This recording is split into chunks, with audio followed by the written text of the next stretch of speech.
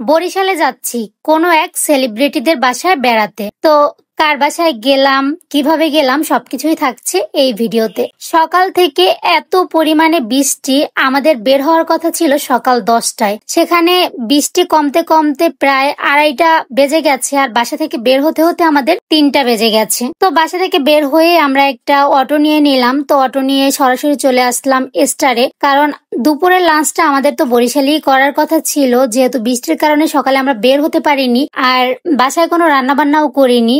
আর এখন 3টা বেজে গেছেন, বরিশাল যেতে যেতে মেবি আমাদের সন্ধ্যা হয়ে যাবে, তাই আমরা দুপুরের লাঞ্চটা স্টার থেকে করব, যার কারণে আমরা সবাই মিলে চলে আসলাম স্টারে। তো এখানে এসে আমরা আমাদের পছন্দ মতো কাচ্চি বিরিয়ানি নিলাম, আর রাজ নিল চিকেন বিরিয়ানি। ওর কাছে চিকেন বিরিয়ানি ভালো লাগে, যার কারণে সে সেটাই নিয়েছে। তো এখানে বসে আমরা আমাদের খাওয়া দাওয়াটা শেষ করে নিলাম দুপুরের আর কি। তো তারপর খাওয়া দাওয়া শেষ করে আমরা বেরিয়ে পড়লাম রেস্টুরেন্ট থেকে এবং একটা মিশুক নিয়ে চলে যাচ্ছি বাস স্ট্যান্ডে। আমরা আসলে যেভাবে যেটা ভেবেছিলাম কোনো কিছুই সেইভাবে হয়নি, বৃষ্টি আমাদের সব প্ল্যানে পানি ঢেলে দিল। আসলে আল্লাহই উত্তম পরিকল্পনাকারী, তার পরিকল্পনার বাইরে আমরা কখনোই যেতে পারি না। তো এরপর বাস স্ট্যান্ডে এসে টিকিট কেটে আমরা গাড়িতে উঠে পড়লাম। তো গাড়িতে ওঠার পরপরই মুগ্ধ সোনা কান্নাকাটি জুড়ে দিল। আসলে সে সারা সকাল দুপুর একটুও ঘুমায়নি, তার অনেক ঘুম পেয়েছে।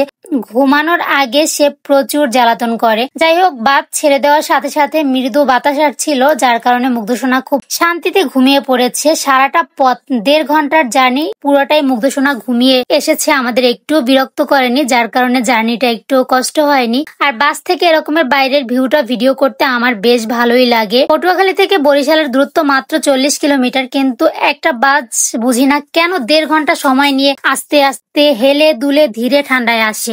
একদম 1.5 ঘন্টা বসে থাকা লাগে গাড়িতে। যাই হোক, এরপর আমরা রূপাতলী বাস স্ট্যান্ডে নেমে যাই, সেখান থেকে একটা অটো নিয়ে চলে আসি নতুল্লা বাস।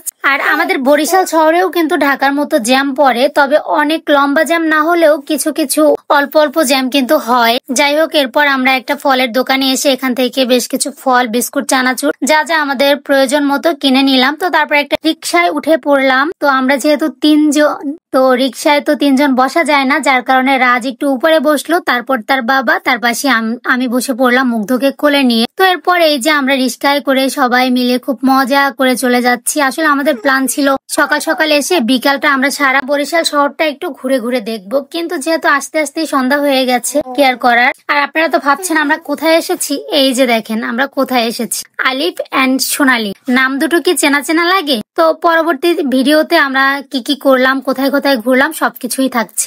তো আজকের ভিডিওটা কেমন লাগলো অবশ্যই কমেন্ট করে জানাবেন, আর ভালো লাগলে একটা লাইক দিয়ে আমার পেজের পাশেই থাকবেন। ধন্যবাদ সবাইকে, আল্লাহ হাফেজ।